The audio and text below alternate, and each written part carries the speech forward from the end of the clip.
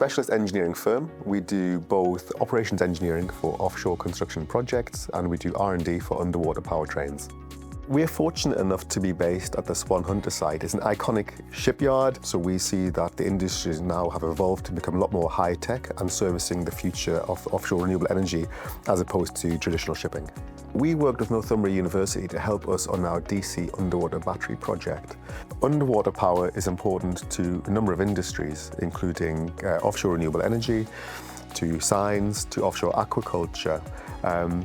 But it's not really feasible to provide power from the surface using a ship. We see the need for underwater power packs, and that's where our DC battery pack comes in handy. But we're using automotive technology, and the same as in that industry, we need to make sure that the battery pack operates safely and reliably. As part of our underwater battery project, we had a good idea of some of the fluid chemistries we might need to work with, but we needed the expert advice that we wouldn't normally have access to. The main aim was to access the expertise, not only to validate where we've gone, but actually to help us look forward to address what types of fluid chemistries would be best and why. So as part of the project, we required to fill the battery pack with immersion fluid.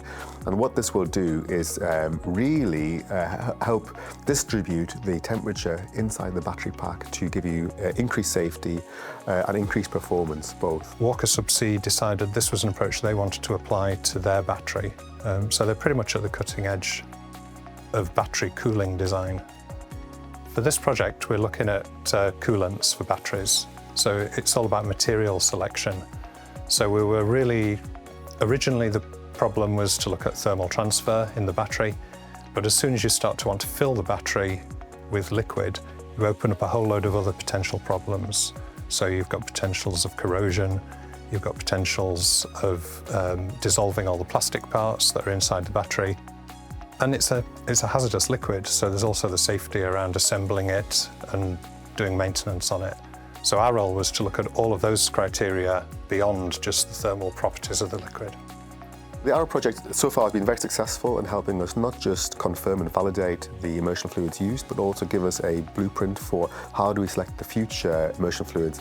The Arrow team at Northumbria were excellent to work with, very communicative. It was great to show them around our site and have the expertise.